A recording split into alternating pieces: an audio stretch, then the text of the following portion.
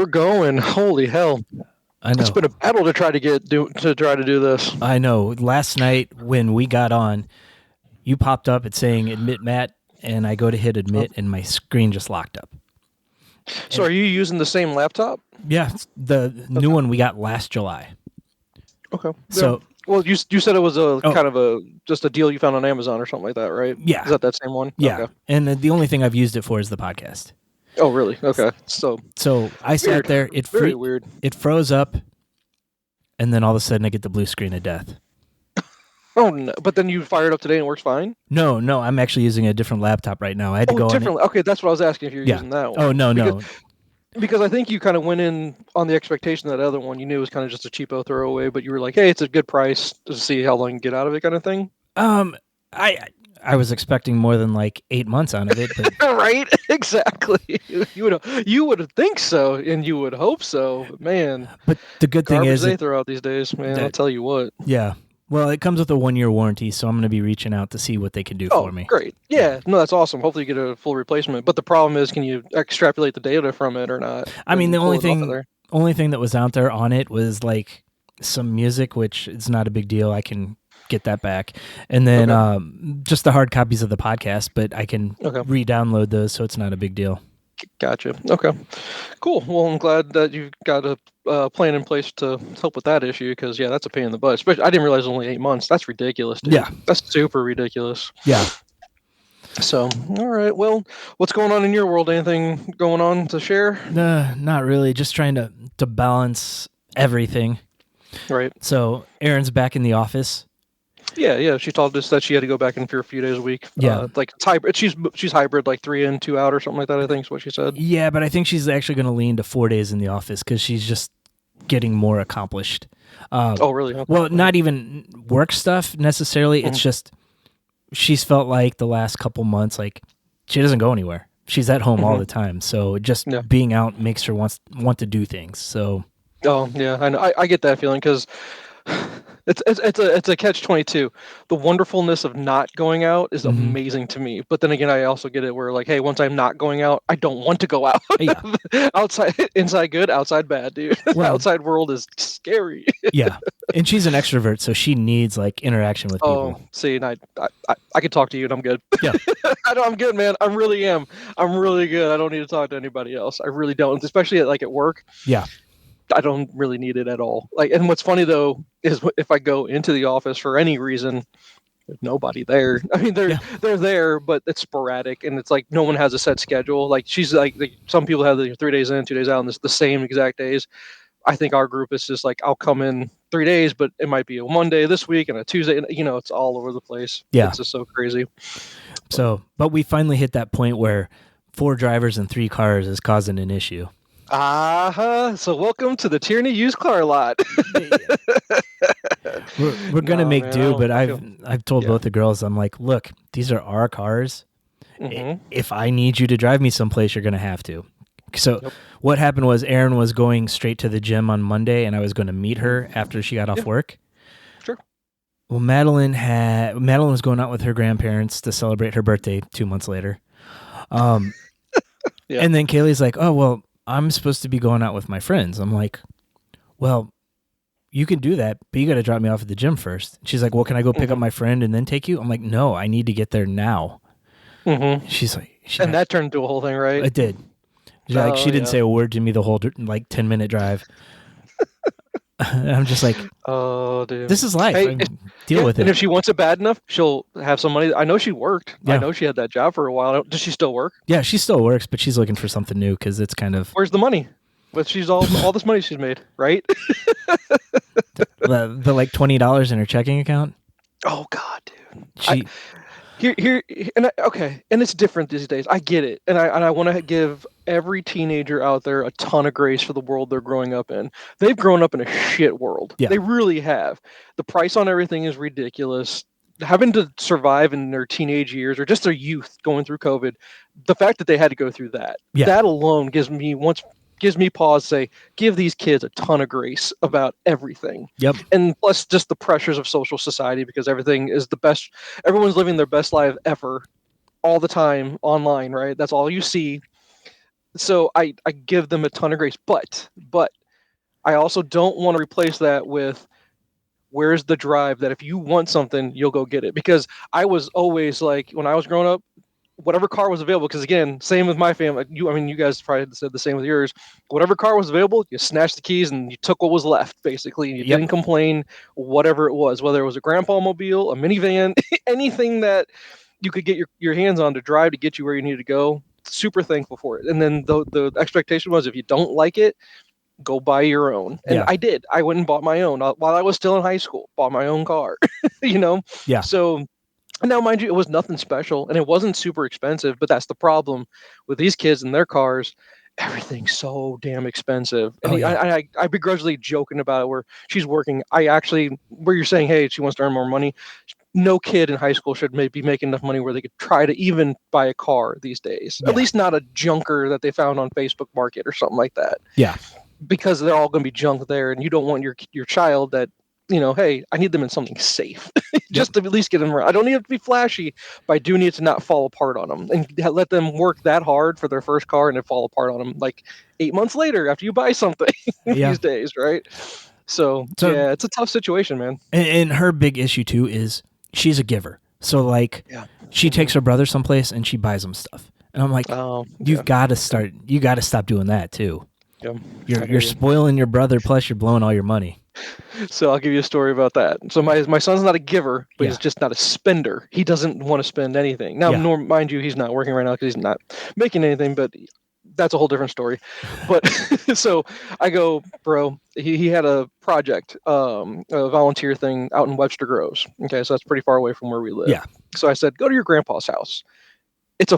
He lives 4 miles from where the thing was. I was like, and his school he goes to is super close to Grandpa's house too. Yeah. It's like 5-10 minute drive, if even that. Way closer than where we live. I was like, go there, log into the Wi-Fi, study until you need to go do your volunteer work, and you'll be fine. Oh, I don't want to do that. I like coming home. I want to, what about food? I was like, you're old enough to go somewhere and get yourself some food. Just don't tell me about it, you dumbass. Yeah. Don't spoil yourself. I don't want to spend any money. So he won't even buy stuff for himself just to feed himself. Jay, I kid you not. He ate crackers that are, I don't know how many years expired. Years, Jay, not months. Years. He's like, they were gross. I was like, what are you doing? So smart, yet so dumb. Yeah. Book smarts, no street smarts. Well, just stubborn. It's not even, I don't know if it's smart, just stubborn. I was like, go. Or is it lazy? I don't know. Just the fact that I had to go somewhere that's out of my routine and go buy something for myself that's not years old to eat. Oh my God, he's special. He's special. Oh man, but no, that's good. It's nice that she has that relationship with her siblings that she wants to take care of. That's good. It's hard. It's a fine line, right? Same thing. It's a fine line. You don't want to discourage it, but you're also like, hey, you need to worry about yourself a little bit too. Let me and mom handle getting your brothers and sisters stuff. So yeah, I get that. Yeah. No, it's her. She does that for her friends. She does that for us. Yeah. So it's a catch-22. Now, in regards to cars, I think we've talked about it a little bit, but yeah, I'm working. Actually, we're gonna go from the used car lot and hopefully get rid of 2 of them. Yeah, we're hopefully the plan is to work on one this weekend to get it so it can be drivable, so someone could drive it away, and then this Jeep situation. I hate Facebook Marketplace so much, Jay. Yeah. I hate it. Is this available? Yep. You interested? Never hear back. Or 1,000 questions, then never hear back. It's ridiculous. It's the worst. It really is. I think I'll get to a point where I'll just call Pick and Pull and come get the damn thing, just so it gets out of my life forever. I just can't with this. And I'm not asking for a lot. I'm asking for, I think the wheels might be worth $600. And you can take up the rest of the car and part it out as you see fit. Give me a little bit of money so I don't feel like I'm getting ripped off. That's really all it is. Yeah. And I just can't. These people are just, I'm like, in today's day, I think Jen and I were talking, we're back in our day, everything used to cost like $5. Everything was like $5. Yeah. And then the $5 has now turned into every time you leave the house, it's $100. Because if it was like, hey, it's $5, now it's $20. Now everything's $100 when you leave the house. Mm-hmm. So when you kind of factor it out with what you're asking for, I feel like I'm asking for $10. Yeah. I feel like I'm asking for. It's really nothing, man. But oh well, it is what it is. Jesus. But yeah, so hopefully we get that resolved, and then we'll be down, and then with Kate we'll be turning 15 in November, and that's when we'll have to start making a plan of some kind to get another car. Like, because I fear what you have going on, the 3-car situation with 4 drivers. It's a nightmare. It really is. But if that's what you got to do, it's what you got to do, and you make it work, right? Yep. So it's gotta, and that's what you do. That's all there is to it. So. Oh boy, we're getting old and we've got adult problems. Yep. Just when you're like, I need an adult, I need help, but no, I am the adult. I gotta help myself. Damn it! It's all those memes of like adult life and how bad it sucks. Right. Oh man, it's rough. It's rough, man. But yeah, it's okay. We'll get through it. It's just that period in life, and then once that period's over, there'll be different problems. Always different problems coming up. So can't escape it. Yep. But okay. Well, enough about all that, because I got nothing else unless you got anything else you want to share. No. Yeah, see, it's just I think the thing I've been saying a lot to everybody when I've kind of getting caught up is it feels like it's a sprint to the end of school. We're in a dead sprint right now. There's just so much shit just coming in and trying to get done. And then you feel like spring break is a break. No, spring break's just more. It's just getting more shit done, and then right back at it right after that. So when do your kids go on spring break? Not next week, but the following week. Gotcha. You guys have any plans for it, or is it just get through that and keep going through to get to the end of school? Well, the first weekend of it is Planet Comic-Con in Kansas City. Oh yeah, your trip you go on, your annual trip. You going with the guys or going with family again? Going with the family. I think it's a family thing from now on. So I'll meet with the guys that are going at the con, but we'll go Friday night, and then Saturday night after the con we're going to drive down to Springfield, and Monday they have a college visit. So oh, they're going to go to Mo State? Yeah. Okay, cool. Yeah, no, Springfield, go for it. Yeah.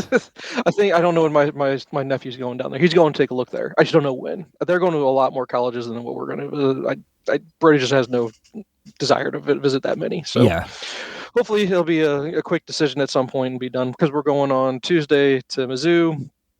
Yeah, Tuesday of next week. Thursday's next week, and so we're going to Mizzou on Tuesday, and then we're in SIUE on that Saturday. So. Okay. And then I think there might be one more, but that'll come during Easter break. I think we'll see how it happens with that. But it's just like I said, that's not really a break. That's turning into a thing. Yep. So you got to deal with that. So it'll be all right, though. Yeah, I think we've got a couple more we want to hit, but we're kind of spacing them out a little bit. Yeah. So, but it just feels like it's that sprint, man. Because hold on, you're old. Is she a senior right now? No, she's a junior. She's a junior. That's right. So they're both the same age. I thought she was. My bad, dude. And they'll both the girls will be seniors next year. Yeah, see that, that's why I was thrown off a little bit. Yeah, they're graduating at the same time thing. So yeah. All right, man. All right. Well, let's jump into topics. Do you mind if I jump into the first topic? No, go for it. The most important thing that we should have ever talked about 3 weeks ago, it feels like. Yeah. Is Marvel has come out with the best thing that they've come out with in quite some time, in my opinion. I loved Daredevil so much. It's the best thing. It's the best thing they've done in a long time. I couldn't even name you what I've enjoyed from Marvel. Like, I guess I'd have to go back to Endgame almost to say I've enjoyed something almost as equally to this. Yeah. The critics seem to give it, they're liking it. There's a lot of YouTube space where they're giving some bad, they're like, oh, this is good, but we'll see where it goes. And then they're kind of ripping on the CGI, which I was like, man, I don't know what y'all are looking for, and maybe y'all are just spoiled these days. It didn't look like Sharknado sci-fi CGI, in my opinion. I thought the CGI on it looked fine. Yeah, and they're not going to I'm missing something. They're not going to do the same effects that they'll use in the movies, like Endgame. Sure. Yeah. So just an overall, we can dive into a little bit more plot-wise, but just from an overall aspect, what is your So it was a 2-episode release. You did not watch first night, or did you? Are you caught up? Where are you at as far as the episodes? I am in episode 3 right now. I haven't finished it. Okay. They're calling all the witnesses in for White Tiger. Okay, so let's go this way. How are you feeling about week to week? I'm excited for it. Like today, I'm like, that's the first thing I'm going to watch after all my calls are done. So right. So yeah, it's exciting to have something to look forward to, but it's also hard because as soon as that episode ends, it felt like I will say at the end, after the end of episode 3, because episode 1 was a long one. Yeah. Jen's like, that felt like that was only one episode. That felt like 2 episodes. I was like, no, they hit us with a really long. I think it was almost an hour long first episode. Yeah, which we deserved that after being away from TV for so long. I think I was good with it. I was a big fan of them releasing 2, so that the fans that have been waiting this long, come on, man, you're not gonna make us wait another week when we've been wanting to see this for so long. So week to week, I'm okay with it. It's hard because, man, I after ending episode 3, I'm like, come on, man, I can't wait another week. But that's the whole point. That's comic books, right? You read your monthly release, and you're like, I can't wait till the next book comes out, and they can leave you on it. I don't. Yeah, I'm just not going to spoil anything because you're going to be expecting a cliffhanger. This is comic related, so you are going to be left with a cliffhanger at the end of 3. Okay. But I don't think that's going to be that's not a spoiler. Yeah, I think every episode until the finale is going to be a cliffhanger. Let's just go episode. Let's since you haven't finished 3, episode 1. What was your takeaway? I'm so glad they brought Foggy and Karen back. I was expecting more out of them, but I mean that hit right off the bat. I was devastated. Yeah. I love what's his name, Eldon, whatever his name. Eldon Henson. Yeah, I love how he portrays Foggy. Oh, yeah. I really do. I think it's a spot on portrayal from the comics. He gives Matt a heart. He's Matt. He grounds him. Yes. He grounds the character. He's a compass for him as far as the morality of it in some ways. Trying to pull him back in. God, and it just, I get why they did it as far as getting sniped, which was awesome. Seeing Bullseye be Bullseye. Yes. For the first time, really, right? Yeah. A little bit hokey in the Affleck version, their version of Bullseye. But yeah. This one, they didn't give us the full costume, which I don't know if we'll ever get, because I don't think we'll see Bullseye again in this series, but hopefully we'll see Bullseye again at some point. No, I'm sorry, you were going to say something. I was just wondering if he's going to show up maybe like in season 2 of it. I'm hoping. I mean, that's his arch nemesis, in my opinion. Do you think Kingpin? They portray Kingpin as his arch nemesis, but is Kingpin really? I think Kingpin's a nemesis to the entire street level Marvel universe. Yeah, I would agree with that. He's kind of like the Galactus of the cosmic universe. He's the big bad. Yeah, and I mean, because you can go in almost any comic and find Kingpin's hand there. Yeah. Like Spider-Man, he's done so much in Spider-Man comics. Yeah, for sure. So that's kind of how I look at it. But just seeing the actual Bullseye symbol on his glove, that was just giving us those little things.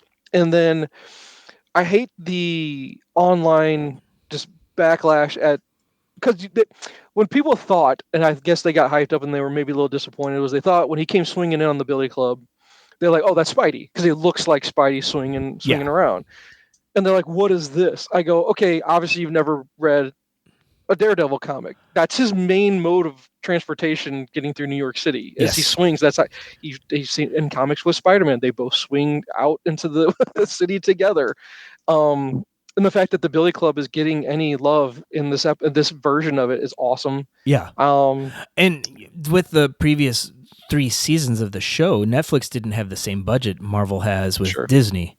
So yeah, they're going to be able to do the CGI of him swinging around and doing that type of stuff. Yeah.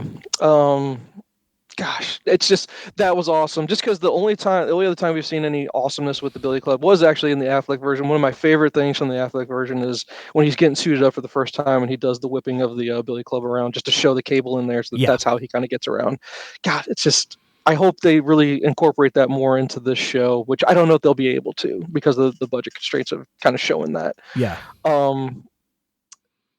As far as the reprisals of Karen and Foggy, loved it for what we got. Yeah. I hope we get to see Karen some more. I just think they're integral to the whole story of Daredevil. As far as Kingpin's portrayal, do you think he's holding up from the Netflix series? I think he is. He's grown as a character because you're getting to that spot where now he's got the political aspirations and fits in well with what they did in the comics. Yeah, no, it's exactly, they're pulling from the source material, which you gotta love. They're using that just right. Kind of. They're not using the name of the series from it, but well, that's what I meant as far as him being mayor of New York. That's what I meant by that. The portrayal of Vanessa coming around. What do you think about her arc coming from the Netflix series to where we're at now? Truthfully, I don't remember much of her from the Netflix series. I probably need to go back and rewatch that. I just remember how much like he loved her, and but I don't remember how much she was involved in like the day-to-day mob stuff. She wasn't. That's the thing. Yeah, she wasn't. It was towards the end, and then really, basically with him going away, she basically loved him enough to take over while he was away, kind of thing. The fact that they are in therapy together, I thought that was fantastic. Yeah. It's different. It's just really different. And D'Onofrio, he's killing it. I think. It's his best role as far as anything that. He's a great actor. He really is. I mean, Pyle was an amazing, being going Pyle. I mean, that's the cream of the crop for him. But this is awesome. Yeah. As far as long form character work, where he's reprising it over and over again, super awesome. But maybe I'm the wrong person to ask because I am just hyped for this series. I think it's been great all the way through so far. Yeah, and no, I think he's perfect for the role. And I mean, we've seen even in Echo and Hawkeye. Yeah. He was great in those as well for what was lacking in Echo as an overall TV series. Yep.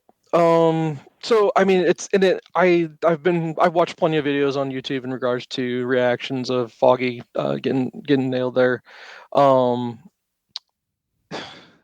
It's interesting because you knew they needed to do something for there to be stakes and to move the story along.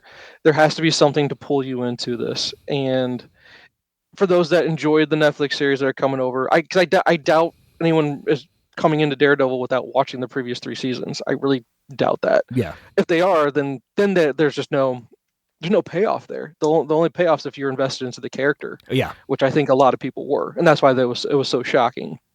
Especially with the fact that they weren't going to be in it very much to begin with, and then you're expecting a lot more out of them, and then that happens. And then you're let down. Like I was super let down. Yeah. But it is paying off in the sense where I don't remember if it was episode 2 or if it's the episode you're watching now. I just don't know if you're far enough into the episode. You're not. Okay, never mind. It's a spoiler. Never mind. I'm not going to say anything. Damn it. Why could you not finish this, dude? Oh, my God. I would have had it done, but I ran some errands right before we recorded. Okay. So. No, that's okay. I know. How about this? I will say there's one scene that you haven't gotten to in the episode you're watching right now. Mm-hmm. And man, someone's almost cutting onions. Okay. Oh, my God. It was rough. It was rough in that sense. So I won't spoil it by any means. I hope that doesn't kind of get your hopes up too much. But I think you'll know the scene I'm talking about by the next time we record again. Yeah. As far as the police being an offshoot, because I again, you're more versed in Punisher than I am in regards to the changing of the symbol, and then the cops are now taking on his symbol. As far as there's something going on, but I don't think, obviously we know Frank's not a part of it. Yeah. And that's going to play into it. What's your hypothesis of where they're going with that? I hadn't even thought about that part of it yet. Okay. I just saw the cops as like it is in the comic, where like half of them are corrupt because they're in Kingpin's pocket. Yeah. That much like many of the cops in Gotham. I mean, I see New York police the same way in the Marvel universe. See, I don't think that's what we're getting here. I don't think we're getting them linked to Kingpin using that. I think they're an offshoot. They're something completely different. Yeah. That's what I think. I think they're. No, they could be. They could be. Maybe it's something Vanessa's doing, on the back end that we're not aware of, because obviously she's still running the Empire, and he's trying to distance himself from that because, excuse me, I don't know where they're trying to take. I don't like the fact that they're trying to take the sympathetic route with Kingpin, saying that he's just misunderstood or something like that. Excuse me. I don't know if we're going to see a fall from him or see him turn back to his true self. Yeah. Well, I think they're showing hints of it though, because in episode 3, there's a point where they pan to his hand and it's bloody, and then it fades to Matt's hand when he's in the bathroom cleaning up, and his hand's the same way. So maybe it's just one of those things where it's nature, where you can't escape your nature or something along those lines. I don't know. I don't know what they're going for there, but it's just also well done. Everything's the pacing. I'm enjoying the pacing. We're not moving slow, but we're also not rushing through because I know they've got time. Yeah. Although, what is it? I think we only get 9 episodes or something like that for season 1. Yeah, that's like the first half of it. Okay, and then season where 2 are we is at the as far second as half. is it season 2 taped and ready to go? I don't know. Okay, I think so. I thought they were doing it all at one time, but okay. We just won't get a drop on the second half for a while though, right? Most likely. That's going to be the worst part of it, to be honest with you. Do you think we'll see Jessica Jones make an appearance? There's rumors she's coming back. Okay.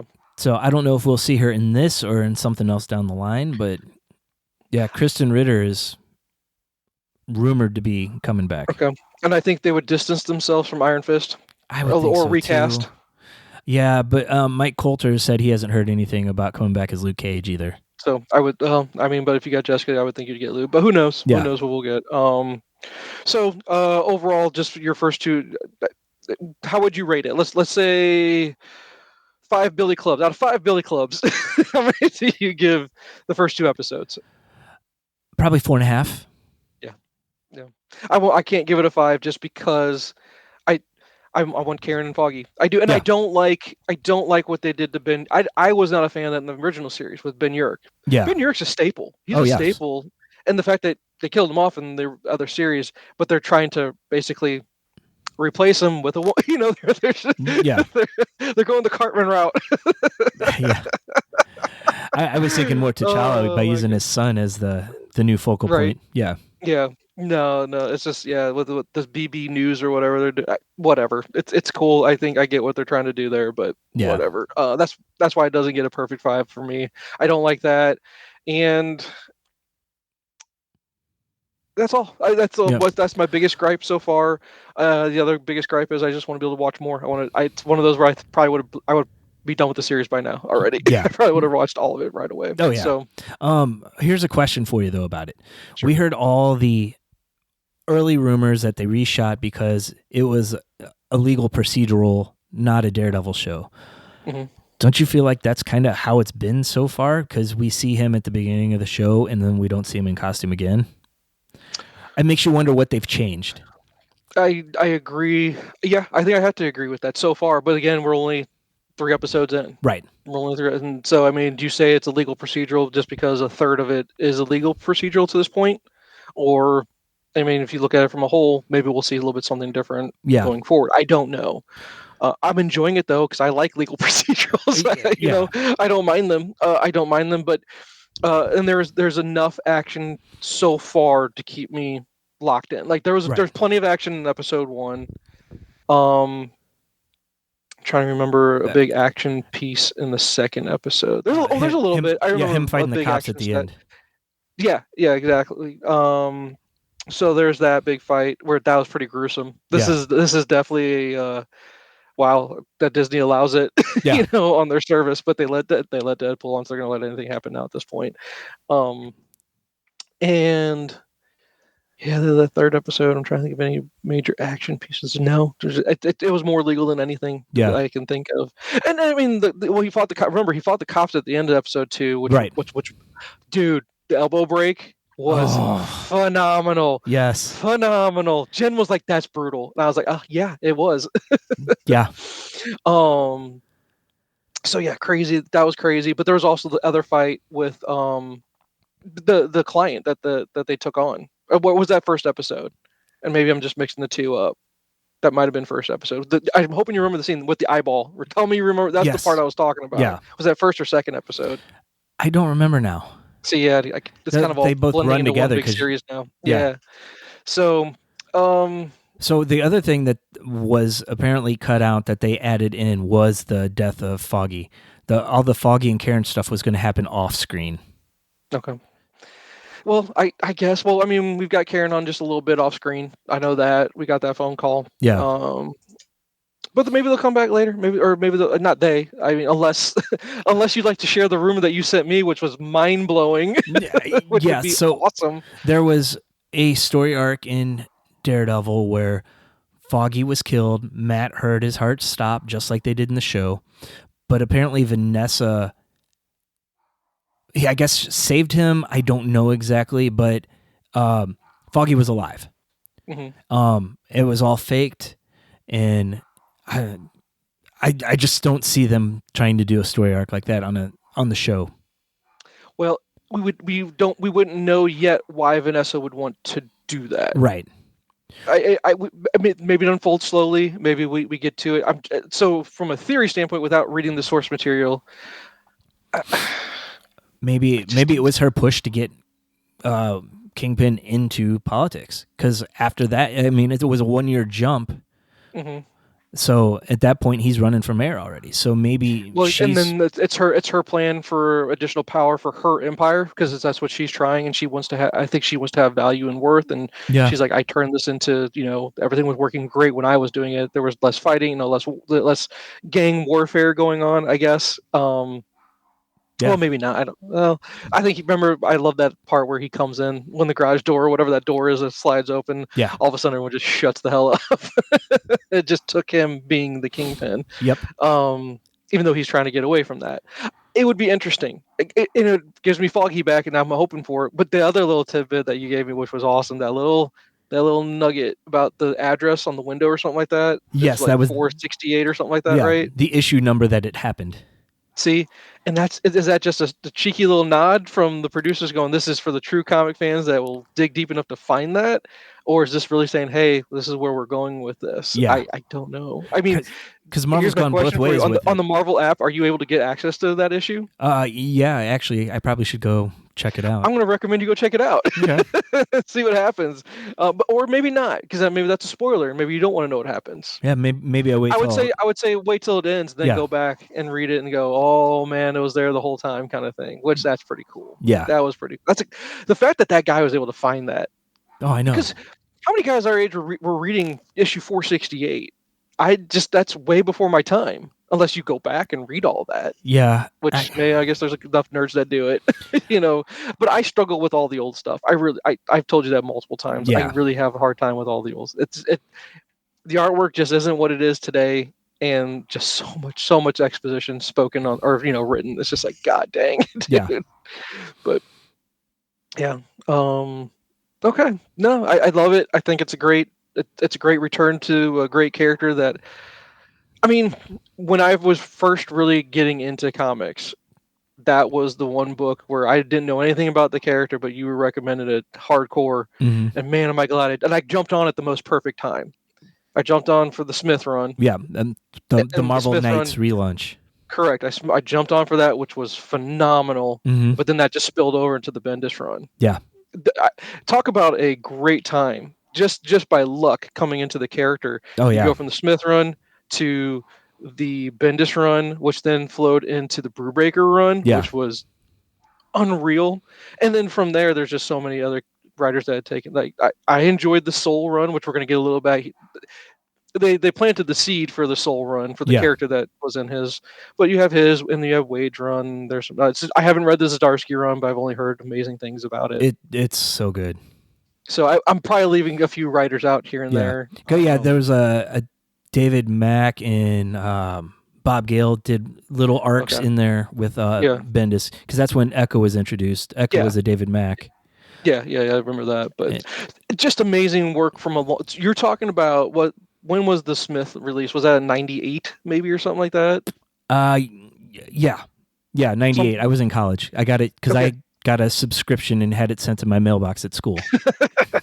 So you're talking from 98 until now. The character's been strong. Like it's the Wade Samney run with as far as the writing and the art. I mean, that was award winning. Yeah. So I mean, it's a book it'll never be. I don't know if to me, he's an A-list character because I love the character. But I would say for most, he's probably a B-list. It's a B book versus an A book. Yes. But man, I don't know, for being a B book. For every writer that ever writes for him, they love him. They love writing for that character. They really do. And just a tidbit: his law partner. I don't know, because I don't know if you've kept up with any Daredevil writing since then or any of the books. Her name's Kristen McDuffie. She is a love interest in the Wade run. I don't know if you knew that or not. Yeah, I did. She pops up in the Zdarsky run. Oh, she does. Okay, Yeah. but because I mean, it was out in I think when he moved out to San Francisco. That was that whole when he moved out there kind of thing. So interesting. I just like the fact that they're pulling from all the different ones and they're making something. And again, the title itself, that's kind of a shame because maybe we'll get it. Maybe we'll get Karen's downfall. I don't know. Yeah, I think they're just using the name though because Matt's kind of given up being Daredevil and he's going to come back to it. And it's also just the play on, hey, this was over at Netflix. It's been off the air. Now it's born again here in Disney. Maybe just however we could spin that a bunch of different ways, right? So man, no. Really, season 3 was more of a born again type story than what we've gotten so far. Yeah, no, for sure. So so far, so good. Yeah. And that's what I'm happy about. So far, so good. Can't wait till next Tuesday. Just can't wait. Oh, man, I can't wait till you finish the episode. You haven't even finished it. You're, oh, boy. Yeah. Let's go. Let's go. I know. So, other than that, I'm trying to think of what was the other story I wanted to talk about. I'll let you do your thing. You got topics or anything like that? Yeah, I got a few things. Okay. A few weeks back, it was announced that Kathleen Kennedy was going to retire from Lucasfilm. That's exactly, yep, that was that. I got that, and there was a Sadie Sink thing I wanted to talk about. But yeah, Kathleen Kennedy stepping down from Lucasfilm there, or whatever, Star Wars or whatever. But now it's not that's not what's happening. Well, she came out later that day after that broke and said, "Well, I'm not going to be done by the end of the year, but we're working on a succession plan." Yeah, give it to Filoni and leave him alone. Yeah. Right. Kevin Feige's a name that popped up too. His name has been tied to. But that pulls him away from Marvel. Yeah, but maybe they bring someone else in that gives a fresh take on some of these characters that haven't been able to really take off.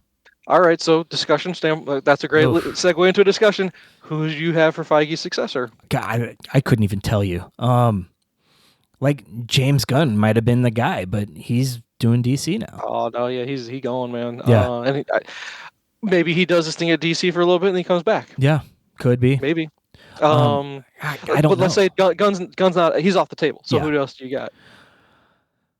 I don't really know. That's the tough one. Maybe the Russo brothers. I like that idea, but maybe they're done with the properties too because they did their thing. And why would you? Hey, they're doing Secret Wars. Yeah. Okay. So maybe the Russo brothers. Would you take any? The first name that popped for me was actual Alonzo, just because he was the editor for a long time, for a very successful long time, in my opinion. He was editor in chief. Oh, Quesada, or is that stupid? Because I don't know. See, I kind of hesitate to put one of the comic people over there. Okay. Because Jim Lee and Jeff Johns were high up in DC, and we saw how those movies kind of worked out with them up there in the creative decisions. Yeah, no, that's a good call too. And again, we're just floating names. I honestly, it's tough. I don't know who else you would possibly. I mean, I want to say someone that's like familiar with comics that's in Hollywood. So like a Mark Bernardin or like a Patton Oswalt, but I don't think they have in charge of the whole MCU. No, that what's the guy's name? What about for the Arrowverse? What was that guy's name? Greg Berlanti. Yeah, maybe do him or what's another one of those guys? What about Miles and Go that did there you Smallville. Go. Yeah, Smallville. Yeah. I mean, they're more TV, I think, though. Yeah. I don't know if you got them for a film universe, but we'll see. I guess we'll see. I mean, you could do what's his name? Oh, damn it! Who's going to take over DC? But then he didn't. J.J. Abrams. No. Yeah. Would you trust him? I don't know. I don't know if Disney would after the fiasco with the sequel trilogies. Yeah, I don't know. God, yeah, that was bad. But is that his fault? No, that's solely on Lucasfilm because they three different, like, it wasn't one consecutive story between the three movies. I mean, you have a writer and director, and then you bring in a separate writer to director to continue it. Yeah. At least with the issues we have with the prequels, George Lucas wrote it all. It's one coherent story throughout the whole thing. Well, it's coherent as George Lucas is. Right. Okay. Yeah. No. That's interesting. I just want her. Look, it's hard to do that job, and you're never going to make every Star Wars fan happy. It's a thankless job, I'm sure. But the fact that you're taking it in such a direction so far away from what people were enjoying, you know, that's a problem. I mean, you have a client base, you have a customer base that wants something, and you didn't care. You didn't care what they thought. You didn't care what they wanted. You did your own thing, which I guess when it comes to artistic boundaries, that's the whole point. You're supposed to push the envelope, and you want to try to challenge them with different takes, different aspects. Here's a different part of the universe. But man, that's just bad. So it's just the only thing that they can fall back on is that the Andor season was good and Mandalorian was a success. Yeah. Name me something else. And you don't get to use Rogue One. I didn't think Solo was a bad movie. I just think the backlash from the sequel trilogies hurt it. Not good. I didn't like it. So okay, keep going. Anything Skeleton Crew was fun. Which one? Skeleton Crew. I just still haven't watched that, so I can't give you any background on that or opinion on that. Here's the problem. George Lucas always made these movies for kids. Yeah. So when the prequel trilogy came out, that was for the new generation of Star Wars fans. When Kathleen Kennedy takes over, let's make it nostalgia for the people that grew up with the originals. Yeah. Well, then you're getting away from what worked for the first two trilogies. These were kid movies. Focus them at the kids. Tell the fans our age that grew up with them, look, we're bringing in a new generation of fans. They missed the mark with the sequel trilogy because, like, at least my kids, they didn't identify with any of the sequel trilogy characters. Will's actually more into the prequel trilogies than he is the sequel, and he was the right age to be sucked into it. Yeah, no, I agree with you. It'll just be interesting. I don't know. I mean, the obvious choice for succession for her, since we kind of got off balance there with the whole who's going to take over Marvel, because maybe Feige, because I guess Feige was who you said, and I said Filoni. Besides the two obvious, because I think those are two pretty obvious, because they're both involved. Disney for Feige and then Star Wars universe for Filoni. Yeah. Could you think of anybody else? I mean, the only one I could go with would be Favreau. Oh, would he want it though? That's the other thing. Yeah. Maybe he. Oh, there you go. He could take Marvel or take Star Wars. Do you think he'd go to Marvel? Well, I mean, he launched Marvel. He launched it, but I mean, he's not the Feige of Marvel. No. Yeah. So I mean, maybe he goes back there. Yeah. That's a welcome voice in the room, I would think. Yeah, right? I'd be okay with that one. Okay. Yeah. Well, that's interesting. So, what else did you have? A couple big comic crossovers coming up. I don't know if you saw Marvel and DC are each releasing a crossover book. No. When did this get announced? A few weeks back. It sounds like there's going to be a one shot from each company for the crossover. I'm trying to pull it up here, see if anything pops up. Let's see. Cool No, I figured out how Marvel and DC. 2025 Marvel and DC crossover comics. Everything they know. Superhero hype. It's confirmed. Mm-hmm. This is from a while back that this was confirmed. This is from February 21st. Yeah. Okay. So it's going to be a one shot from each company. That's what it sounded like when they initially released the information about it. Gotcha. Okay. Interesting. Yeah. I mean, okay. What are you going to get from it? Yeah. I don't know. Who's going to write the books? I mean, who would you want to write the books? I don't know. Or is it going to be multiple writers? You know what? I would be okay with that. A giant-sized issue that has like an anthology book. It's got a bunch of different writers. Sure, anthology where it's got different. Yep. I totally get it. Yep. Otherwise, okay. Well, $10 book, 64 pages. Who is what's Hickman doing right now? Ultimates. He's doing Ultimate Spider-Man. Okay. I'm putting Hickman on that. If he'd had time to do it, he'd be my Marvel crossover. Yeah. As far as he gets to use characters from both sandboxes, he gets to be the Marvel representation. From the DC side, who's over at DC that I would want to take that on? I would go maybe Josh Williamson. That's not a bad pick. Yeah, that's not a bad pick at all. He's done some good stuff recently. I mean, just because I'm a huge fan, Lemire. Oh God, yeah, but no, they would probably give it to goddamn Morrison. God darn it, no. Or Bendis. No. He's had his time to do it. He's done it. No. Yeah. Maybe Jason Aaron. I got one. I got one for you. Nope. Nope. I got one better for you. Okay. I'll give you 3 names. I'll give you 3 to choose from, but I'll save my number 1 choice for last. Okay. Number 3, Tom King. Okay. Number 3. Yeah. Number 2, Scott Snyder. Yep. Number 1, Tom Taylor. Yeah. I'm going Taylor. Taylor's been killing it. I mean, just for his Nightwing run alone. Yeah. I'd let him have it. Although I'm more than most. I'm a huge Peter Tomasi fan. I do love me some Peter Tomasi. I need to go read Super Sons. We've got the first trade of it. I just haven't read it. Read Super Sons. I know. What's wrong with you? What is wrong with? No, I was kidding. Actually, the Tomasi stuff with Batman and Son, basically the first stuff between Batman and Damian. Yeah. God, darn, so good. He's and I love his Green Lantern work. His Green Lantern work is fantastic. Yeah. Another name from the DC side you could throw out there too would be Tynion. Oh, yeah, he's a big hitter for him now. That's for sure. Yeah, he's definitely a big. And we forgot one, but I don't know. Mark Waid. I mean, he bounces between the two companies so much. Yeah, I don't see Mark Waid as a Marvel guy or a DC. Like you say, Jeff Johns, DC guy. Snyder, DC guy. Like I don't even know on the DC side more than anything. King kind of bounced back and forth a little bit, but I can't really think of who would be on the Marvel side that bounces back and forth. Yeah, because I mean Hickman really hasn't, right? Yeah, and that's like, oh, here's a name here. Well, shit, he bounces back and forth. How about Zdarsky? Yeah. Although this is a name, this is an older name. I mean, this goes along with Mark Waid being around forever. Peter David's been around forever. Does he still want to write though?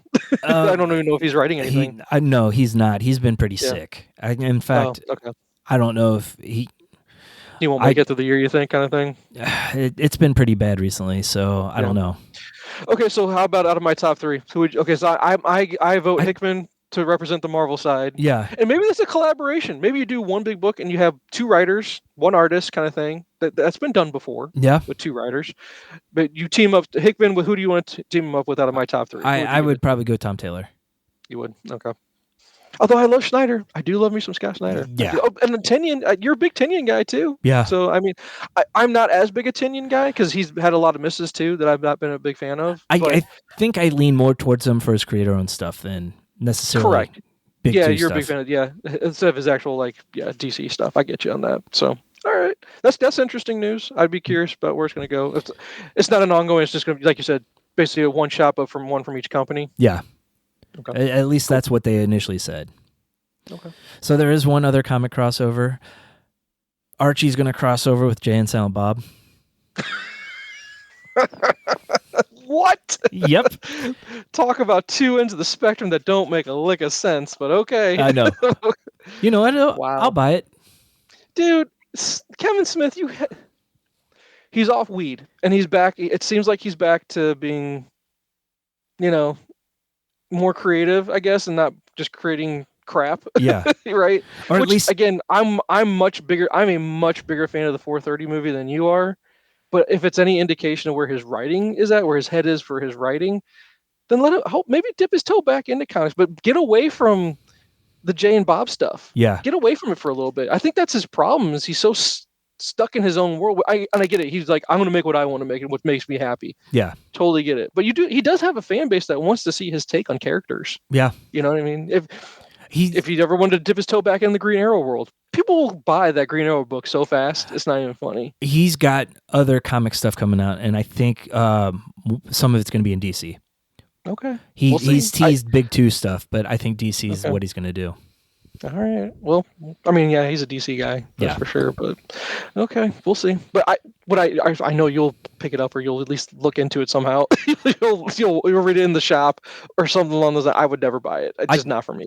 I would buy it. Madeline will probably read it because she likes to pick up old Archie comics. Oh, really? Yeah. No, that's just that doesn't appeal to me at all. Yeah. That's not my cup of tea, dude. Yeah. All right. So what else you got? How about this Gene Hackman stuff? It's the first thing anyone that murder suicide, right? That's I think that's what I said to you in regards to what I think it is. Well, it's weird. It's super weird. Has anything else unfolded from the initial investigations? Oh yeah. Okay, I'm not keeping up then. So what's going on? So apparently his wife died like 9 days before he did. Oh. And okay. his Alzheimer's, he just didn't know. He was just I didn't know he was suffering from Alzheimer's. Yes. Yeah. Alzheimer's and heart disease. Wow. And so they think what happened is his heart gave out about 9 days after she died from some rare, some kind of illness she got. It comes like in rat feces. Oh my gosh. So, I mean, when they found her, they said she, like, her feet and hands were like mummified almost because she'd been there for so long. Oh my goodness. And so that's sad. when awful. When they found him, it was about, I think they said 9 days after he died. So she died at least a week before that. Well, that would have been 18 days. Yeah. If it was 9 days before, that's, well, whatever. Who cares about the actual numbers? But that's just sad. Yeah. That's awful. Yeah. And Alzheimer's that's an evil disease. Yes. That's an evil disease. I hate it. And so that's crazy. And then the one dog died because it just had surgery and it was in a kennel. Oh, jeez. They had two other dogs that were wandering around the property because they had a dog door and they were going in and out. Man, that's crazy. Yeah. But just because let's not get too depressing about it. Let's go over his filmography here real quick. Oh God. What is your? I'm gonna read over some of the biggest hits here. Yeah. Since we're a nerd show, we'll do Superman. As Lex Luthor. Yeah. I've watched a lot of it, but never made it all the way through the French Connection. That's such a good movie. Unforgiven. Yeah. Hoosiers. Hoosiers is iconic. Let's see. Here I'm gonna list off two of my favorite from him. Well, Hoosiers is. I'm trying to do this on the fly here real quick. I think Hoosiers is my favorite movie of his. Yeah. It just is. But man, Crimson Tide comes in a close second. I love his portrayal in Crimson Tide. Yes, that's a good one. But one of his hidden gems that I probably like than most people,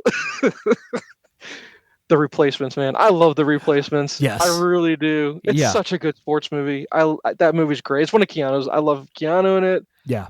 Everything was good in it. I loved it. It was just really a fun movie. Like yeah, exactly. I mean, but there's a lot of his old stuff I'm not familiar with. Like there's this Under Fire, March or Die, Class Action. I mean, you got The Firm.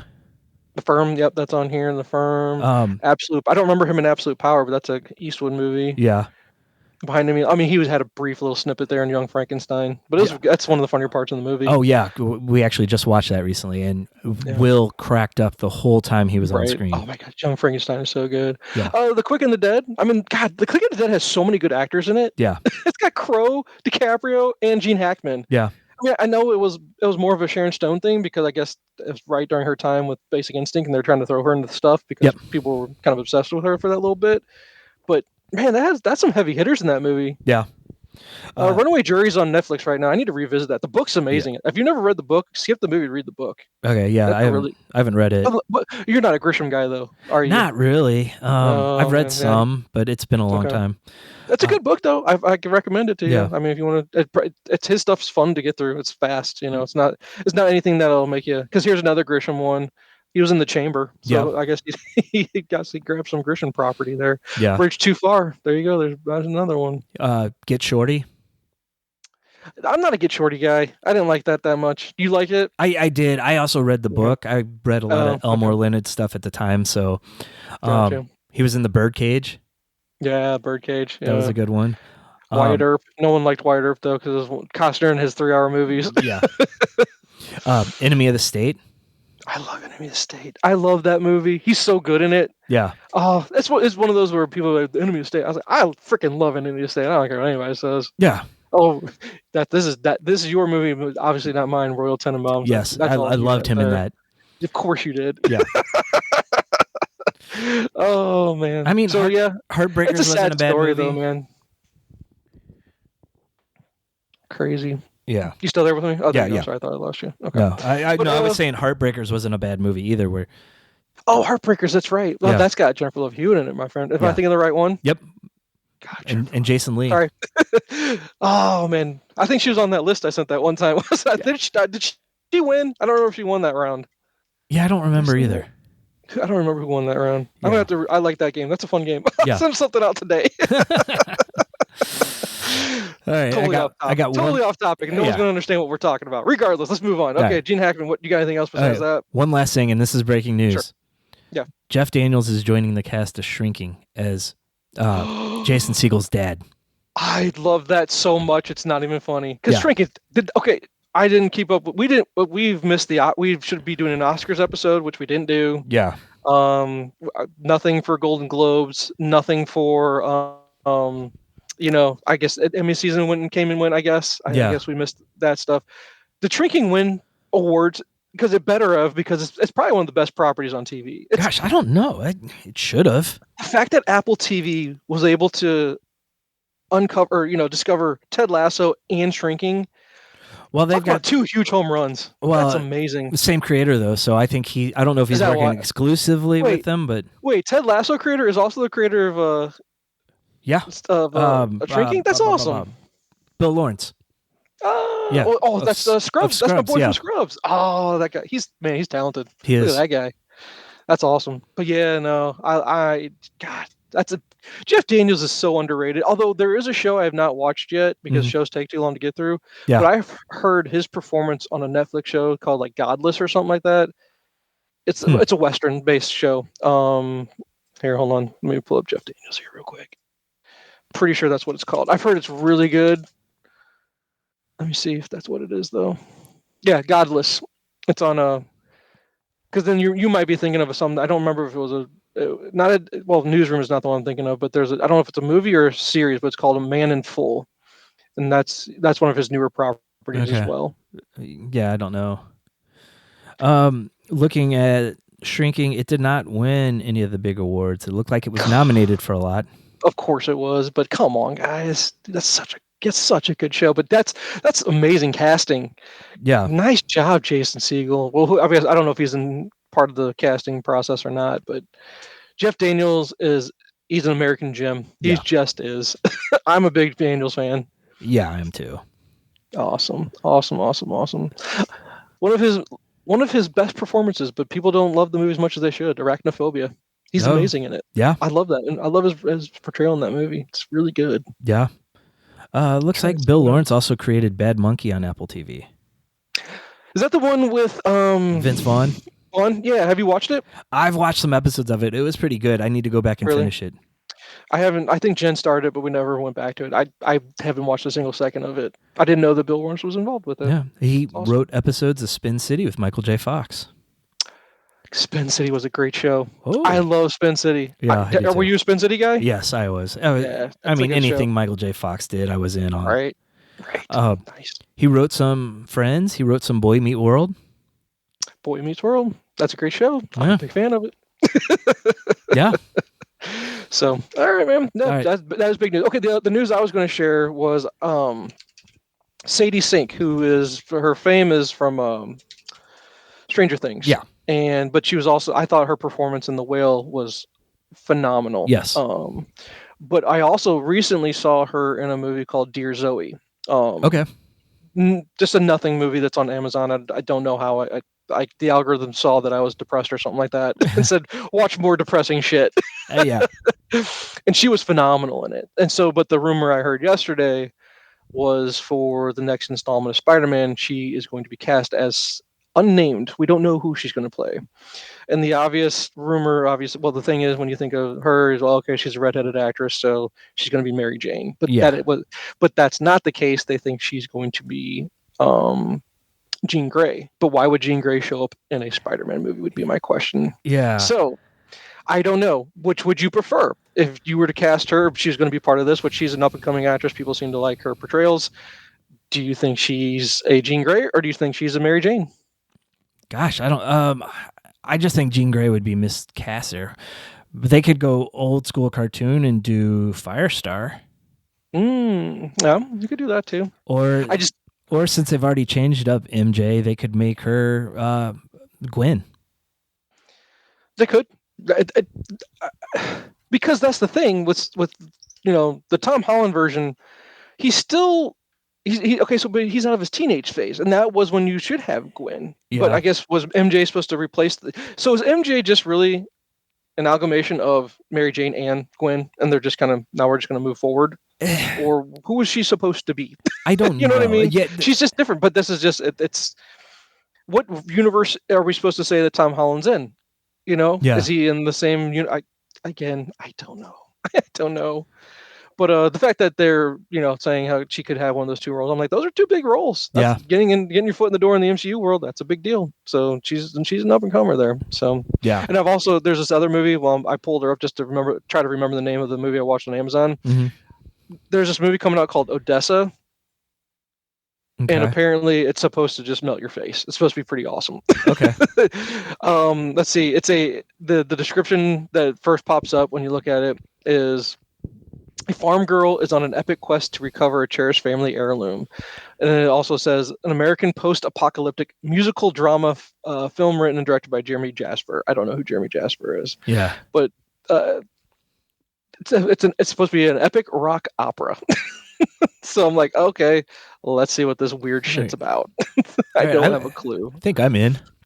Yeah, farm girl embarks on an epic quest to recover a cherished family heirloom. In the post-apocalyptic future, her journey soon leads her to a strange and dangerous city where she meets one true love. However, in order to save his soul, she must put the power of destiny and music to the ultimate test. Huh. What the hell?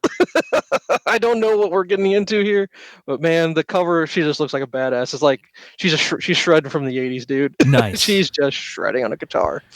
Nice. But there you have it. All so right. that was the other news. I was like, oh, that's interesting. Casting rumors. Yeah. Either way. I don't think it's bad either way. So yeah. Thanks for listening. Follow us on social media at Nyrdcast. It's NYRDCAST, and at our website nerdcast.com. Be sure to rate and review the podcast on iTunes, Spotify, or wherever you listen to your podcasts. This week's featured track is "The End" by MEGG. I know we're all gonna die. It's fine. Wanna enjoy the sick ride.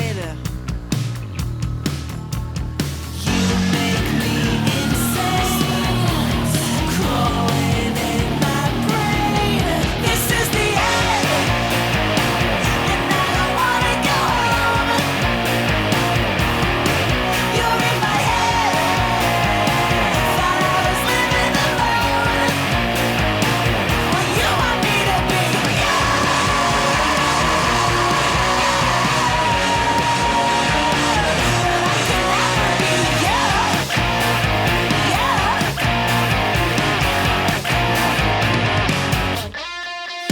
Everything was sunny till the day you moved in.